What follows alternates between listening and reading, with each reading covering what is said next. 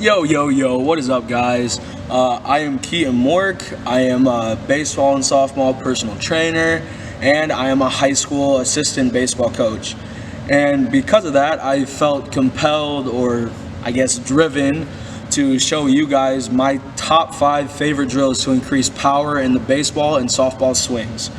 I know there's a lot of different opinions out there. I know there's a ton of different drills to choose from, but these are just the top 5 that I chose because personally I have seen the most improvement in my swing and my power, and the kids that I train have also seen the most improvement from these set of drills. So I guess with that being said, let's just hop right into it. This first drill that we got is called Mork Torque. The only reason why I say that is because my last name is Mork, and this drill is to help you create torque. Whatever, you get it. And to be completely honest, I don't think I've ever seen anybody else or like any other coach teach this drill to younger kids. I don't know if anybody else uses it, but this is honestly just one of my favorites. So a lot of the younger kids that I train have an issue with balance in their swing. Along with this, they have an issue with lunging into the ball and keeping their front leg bent instead of hitting against it and like extending through their leg. Because of that, I felt like it was right to introduce this drill to them, and I'll just go ahead and demonstrate. So, all we want to do in this one is get a nice wide athletic stance. See how I can move both ways like that?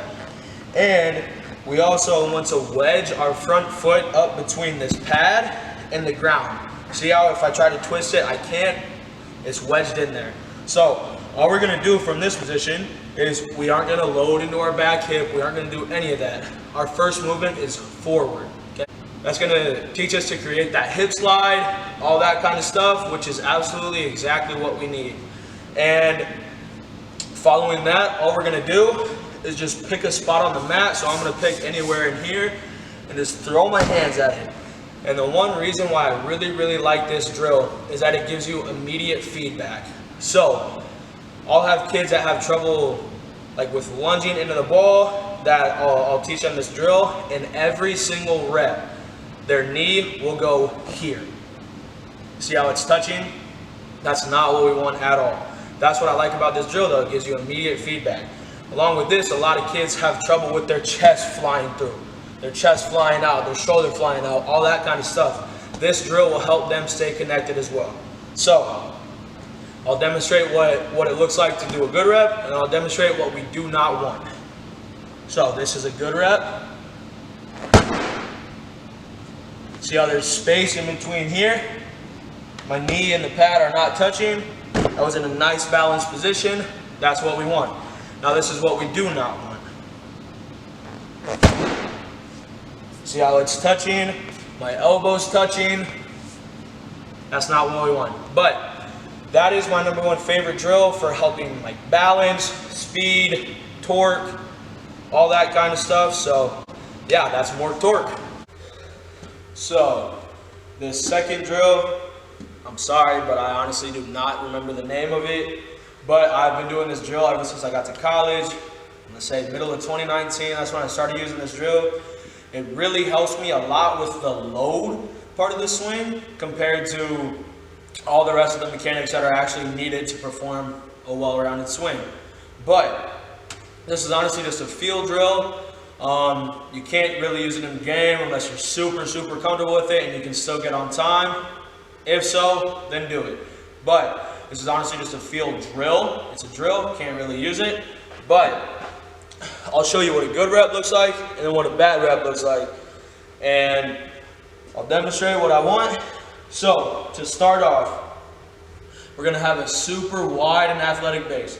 I can move both ways, similar to the last drill, Mork Torque. But all I want to do in this drill is I want to slide that front toe. Slide that front toe all the way to the back. You notice how my back leg is still bent and athletic. That is what we want. In a load, we do not want to get here.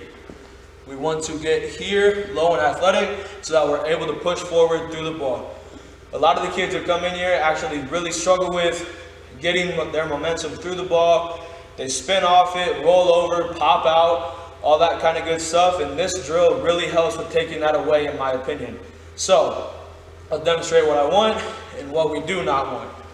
So we're gonna be here, super wide athletic base, and I'm gonna slide, push, and explode through the ball. My balance was a little iffy there, but that's what this drill is meant to help with. So what we primarily do not want in this drill is when they're loading,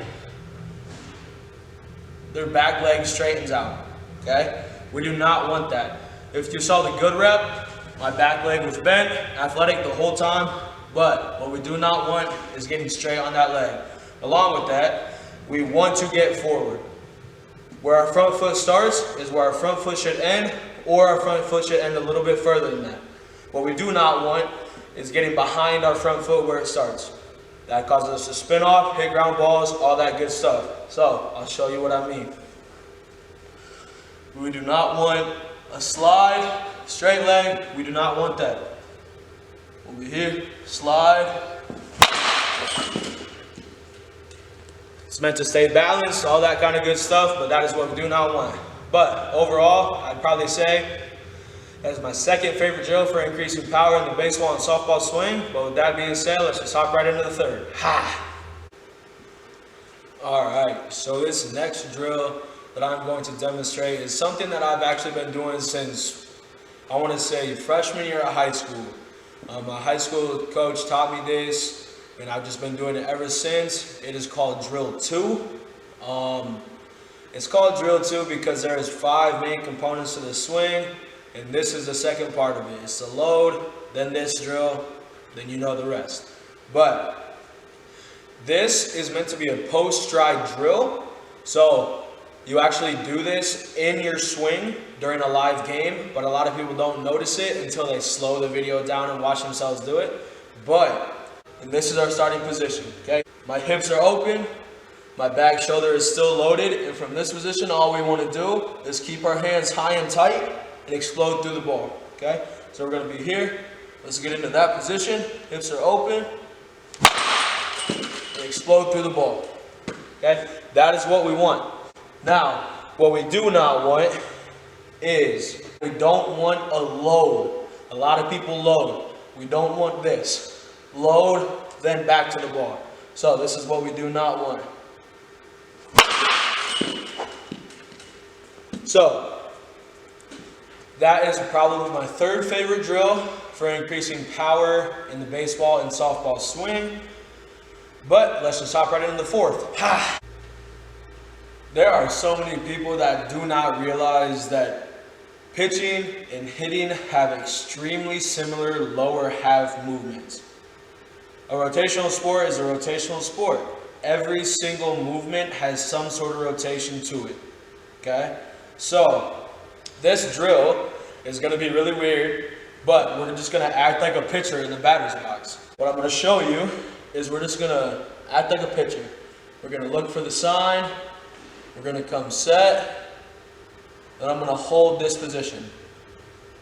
One thing that we really want is that when we come set, we want our back leg to be slightly bent. Because if our back leg is straight right here, it is extremely difficult to push off of a straight leg. There is no power in a straight leg other than when you hit against it in an actual swing. We're gonna be here, look for the sign, come set. 1, 2, 3. And explode through the ball. We want that feeling of pushing forward through the ball. Now what we do not want is kind of what I touched on earlier, is when we get to this position, we do not want our back leg to be straight. There's no power in that. So I'll show you what I mean. We're gonna be here, look for the sign, come set, straight leg. There is no power there. I'll show you what I mean. Look for the sign, come set, straight leg. It's hard to push forward and through the ball when you have a straight leg. But that is my fourth favorite drill for increasing power in the baseball and softball swing. So let's just hop right into the fifth. Ha! So this next drill is actually another drill that I learned while I was in high school. It's called the step back drill. I'm sure a lot of you are super familiar with it. All we're gonna do is you're gonna hop back and then force yourself to get back forward. Again, this is another field drill. It is meant to help gain momentum, load into that back leg, and a bunch of that awesome stuff that we need in the swing. So I'll demonstrate exactly what we want.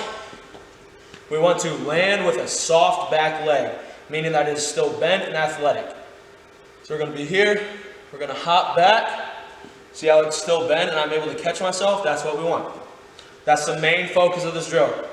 Soft, athletic back leg. So we're going to be here, hop back, and explode through the ball.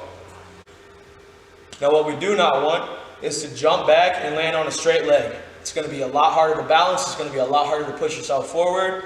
That is another main focus here. So we're going to be here. I'll show you what we do not want. It's so hard to push forward off a straight leg. There is no power in it whatsoever. But that rounds up my top 5 favorite drills for increasing power in the baseball and softball swing. So let's recap a little bit. So just to recap a little bit, I just want to put a little disclaimer out there is that these are all drills. These should obviously not be primarily used in a game. So if you're looking for a few easy ways to increase your power in baseball or softball, these are 5 easy ways to do it. The first one was Mork torque. The second one was the slide drill. I can't remember the exact name of that. The third one was drill 2. The fourth one was the one where you were acting like a pitcher, and the fifth one was a step back drill. Each one of them has their own differences, but a lot of them accomplish the same stuff, and a lot of them are lower half drills. As I've been harping this whole video, the lower half is easily the most important part of the swing. If you don't have an athletic lower half, you aren't going to have an athletic upper half. That's just how it goes. But with all that being said, this wraps up my video of the best ways to increase your power that have worked for me and worked for the kids that I train. I just want to thank you guys for watching. There should be more videos similar to this coming out soon. I'll do another 5 tips to help with the upper half next time, and I'll do some pitching stuff here and there. But yeah, thanks again for watching.